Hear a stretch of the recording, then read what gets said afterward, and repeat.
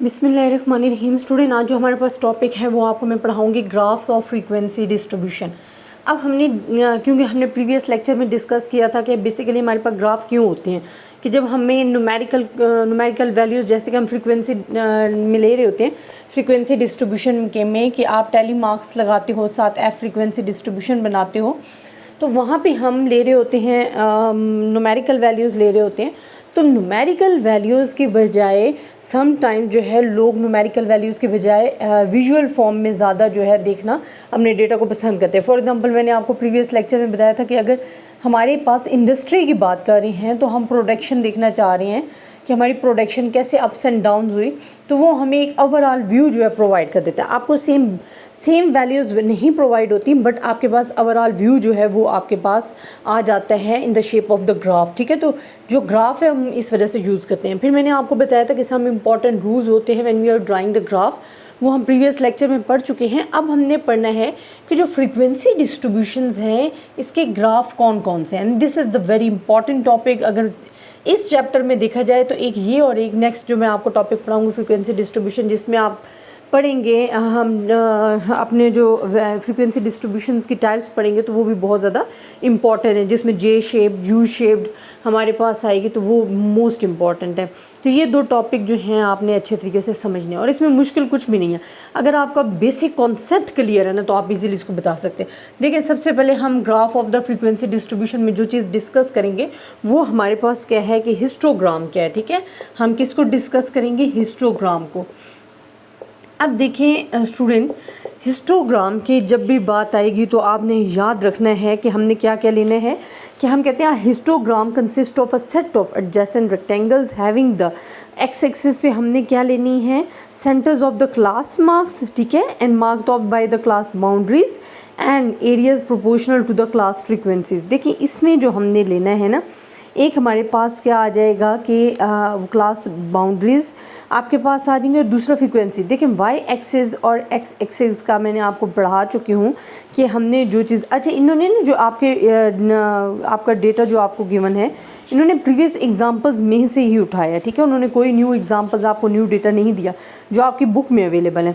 तो मैं चाहूँगी कि जो आपकी बुक में अवेलेबल है ना डेटा, मैं उसी को ही कंटिन्यू करूँ, आपके लिए न्यू डेटा जो है वो ना लेके आऊँ। ठीक है, अब इसमें देखिए उन्होंने हमारे पास जो चीज़ ली है वो ली है मिड पॉइंट्स। ठीक है, हिस्टोग्राम में आपके पास क्या होता है, ये चीज़ आपने याद रखने जाना है कि यहाँ पे हमारे पास क्या होते हैं, मिड पॉइंट्स होते हैं। अगर ये चीज़ आपको याद है ना, बेसिकली एक्स एक्सिस पे आपने लेनी है मिड पॉइंट्स, ठीक है, और वाई एक्सिस पे आपने लेनी है फ्रीक्वेंसीज एफ। ठीक है, अब आपके डेटा में मैंने आपको बताया था कि जब भी आप डेटा फ्रीक्वेंसी की बात कर रहे हो ना, तो जो मिड पॉइंट्स लेने हैं, जो हमारे पास क्लास लिमिट होती हैं, आपके पास आई थिंक ये गिवन है, जब क्लास लिमिट्स गिवन है इन दोनों को आपने सम करना है, डिवाइडेड बाय 2 करना है, तो आपके पास जो मिड पॉइंट्स है जिसे हम क्लास मार्क भी कहते हैं, ठीक है, और मिड पॉइंट्स भी कहते हैं, वो आपके पास आ जाएंगे। अब वो आगे 114.5 आ गया। ठीक है, अब यहाँ पे आपने क्या करना है, जो मिड पॉइंट यहाँ पे आ रहा है, फिर यहाँ पे, फिर यहाँ पे, फिर यहाँ पे, वो डिफरेंट आपने ड्रॉ करने हैं। ठीक है, अब फ्रीक्वेंसीज यहाँ पे आपने एक बेसिक स्केल ले लेना है, एक अच्छा सा स्केल आपने लेना है, और स्केल आपने जब भी लेना है तो आप 0 से स्टार्ट करें, 5 का ले सकते हैं, 10 का ले सकते हैं, जो भी आपके लिए इजी फॉर्म है। अब इधर 5 का लिया गया। ठीक है, अगर फ्रीक्वेंसीज के लिए मैं 5 का ले रही हूँ, 5, 10, 15, 20, 25 इस तरह, और यहाँ पे मेरे पास 114.5। अब देखिए इसकी जो वैल्यू ना वो 1 है, फ्रीक्वेंसी 1 है, तो मैं 1 तक लेके जाऊंगी। नेक्स्ट की अगर 7 है तो यहाँ तक आएगी, अगर उससे अगली 14 है तो यहाँ तक आएगी, मतलब वो डिफरेंट आपने जो है फ्रीक्वेंसीज़ के हिसाब से बना लेना है। तो ये एक्स एक्सिस पे मेन चीज़ जो आपने याद रखनी है कि मिड पॉइंट्स आएंगे, वाई एक्सिस पे फ्रीक्वेंसीज आएगी, और उनको आपने इस तरह फॉर्म में लाना है। This is called the histogram. वो आपके पास सिंपली क्या बन जाएगा, ग्राफ ऑफ द हिस्टोग्राम आ जाएगा। अच्छा, ये हिस्टोग्राम उस टाइम आपके पास यूज़ होगा when the class interval is equals. ठीक है, जब आपके पास इंटरवल जो है ना वो क्या होगा, इक्वल होगा। सम टाइम ऐसे होता है कि जो आपकी क्लास लिमिट्स गिवन होती है ना, इनका इंटरवल इक्वल नहीं होता। अगर तो इक्वल है, अगर इक्वल है देन ये आपके पास सिचुएशन यूज़ होगी, लेकिन अगर वो इक्वल नहीं है देन आपने कौन सी सिचुएशन यूज़ करनी है, ये मैं आपको करके बताती हूँ। ठीक है, कि अगर आपके पास इंटरवल इक्वल नहीं है तो फिर हमें क्या करना चाहिए, तो वो चीज़ अभी मैं आपके साथ डिस्कस करती हूँ। देखिए उसके लिए ना हमें एडजस्ट करना पड़ता है, और एडजस्ट करने के लिए ना हमें ना सम पॉइंट्स जो हैं वो फॉलो करने पड़ते हैं, वो मैं आपको यहाँ करके बता देती हूँ। अच्छा स्टूडेंट ना इसमें कंफ्यूज हो जाते हैं, वो कहेंगे कि मैम आपने तो हिस्टोग्राम बताया था ऐसे, तो अब हमें ये 2 स्टेप ज़्यादा करने पड़ गए, तो ये क्यों करने। तो वो स्टूडेंट जो एक डिफरेंस होता है वो सिर्फ और सिर्फ डिफरेंस होता है इंटरवल का, जो मैं आपको बात कर रही हूँ, ठीक है, जिसे हम एच कहते हैं। अगर तो इंटरवल इक्वल है फिर हमारे पास मेथड यूज़ होगा ये वाला। अगर हमारे पास इंटरवल इक्वल नहीं है, अगर इंटरवल इक्वल नहीं है तो फिर हमारे पास होगा इंटरवल, मैं लिख देती हूँ एच जो है नॉट इक्वल। अगर इक्वल नहीं है तो हमें क्या चीज़ चेंजिंग करनी। अब ये तो आपको पता है कि सबसे पहले जी हम लेते हैं क्लास लिमिट्स, ठीक है, क्लास लिमिट्स से ही हम फाइंड कर रहे होते हैं इंटरवल।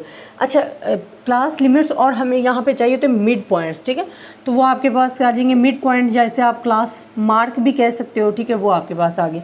देन आपके पास क्या आ जाती हैं फ्रीक्वेंसीज, ठीक है, हमने ये लिख ली फ्रीक्वेंसीज।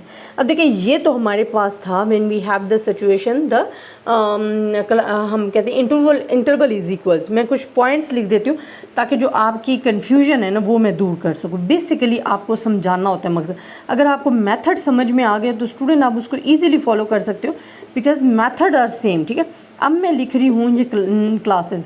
अब आप इसमें प्रीवियस एग्जांपल ले लेते हो, प्रीवियस एग्जांपल जो मैंने आपको करवाई उनमें इंटरवल इक्वल है, बट अब आप देखेंगे कि हमारे पास इंटरवल इक्वल नहीं है। यहाँ देखिए यहाँ हमारे पास क्या है 1 का इंटरवल है, यहाँ हमारे पास 3 का आ जाता है, यहाँ हमारे पास 4 का आ जाता है, यहाँ हमारे पास 9 का इंटरवल आ रहा है, यहाँ 4, मतलब इंटरवल इक्वल नहीं है हमारे पास, ठीक है।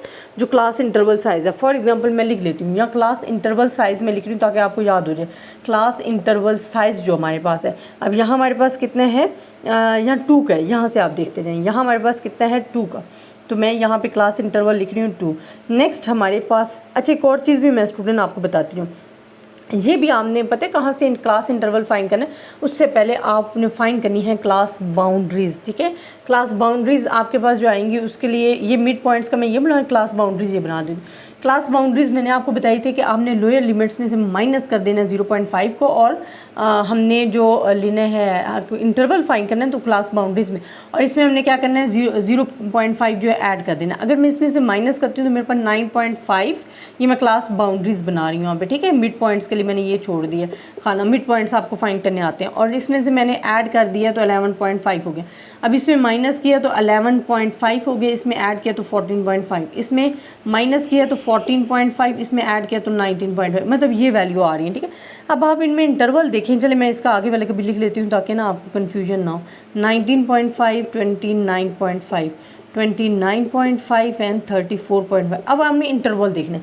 देखें अगर आप इन दोनों का इंटरवल देखते हो ना तो हमारे पास आ जाता है 2। अब इन दोनों का इंटरवल आप देखेंगे तो हमारे पास आ रहा है 3। इनको माइनस करें तो हमारे पास जो इंटरवल आ रहा है वो आपके पास क्या आ रहा है 5। इनको आप करेंगे तो हमारे पास आ रहा है 10। इनको आप करेंगे तो हमारे पास आ रहा है 5। मतलब इसमें क्लास इंटरवल बेसिकली जो मैं समझाना चाह रही हूँ कि जब आप क्लास इंटरवल फाइंड करोगे ना और अगर वो इक्वल नहीं है तो फिर जो आपको चीज़ें फाइंड करने की ज़रूरत है वो आपको बता रही। तो उसके लिए हमने जो ग्राफ बनाना है इसको हम कहते हैं एडजेसेंट रेक्टेंगल्स, ठीक है। आपने एडजस्ट करना होता है।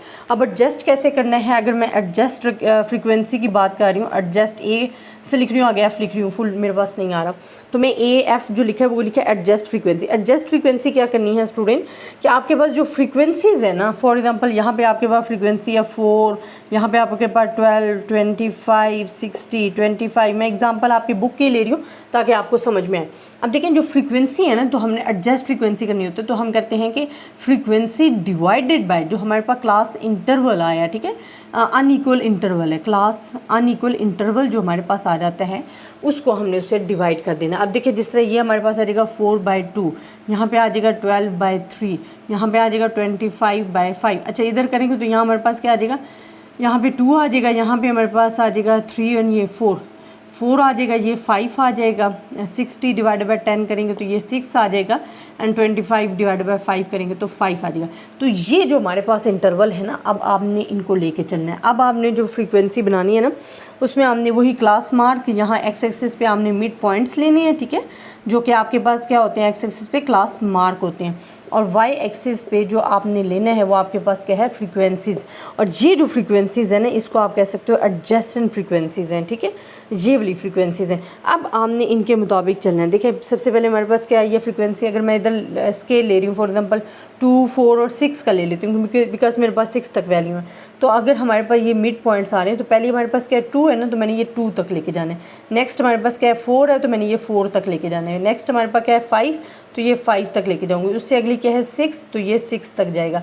नेक्स्ट हमारे पास क्या है, 5, तो ये 5। तो जो आपके पास ये बन जाएगा आपके पास हिस्टोग्राम। हिस्टोग्राम में 2 कैटेगरीज आपने याद रखनी है, एक आपके पास अनइक्वल साइज़ वाला होगा और एक आपके पास इक्वल साइज़ वाला होगा। इक्वल साइज़ वाला सिंपल है, उसमें आपने मिड पॉइंट्स निकालने हैं और आपकी जो फ्रिक्वेंसीज़ है उसको करते जाना है। बट अगर साइज़ इक्वल नहीं है, इस तरह की सिचुएशन है, फिर आपके पास थोड़ी सी समझने वाली बात है कि आपने मिड पॉइंट्स तो निकाली, बट आपने फिर क्लास बाउंड्रीज एक निकालनी है, और उसके बाद आपने class interval, unequal class interval है वो लेके फिर उसको एडजस्टेड फ्रीक्वेंसी करना है, फ्रीक्वेंसी को एडजस्ट करना है। वो करने के बाद फिर आपने क्लास मार्क और जो एडजस्ट फ्रीक्वेंसी है ना, AF, वो आपने यहाँ पे लिखनी है और इसको फिर ड्रॉ करना है, तो आपके पास हिस्टोग्राम आ जाएगा।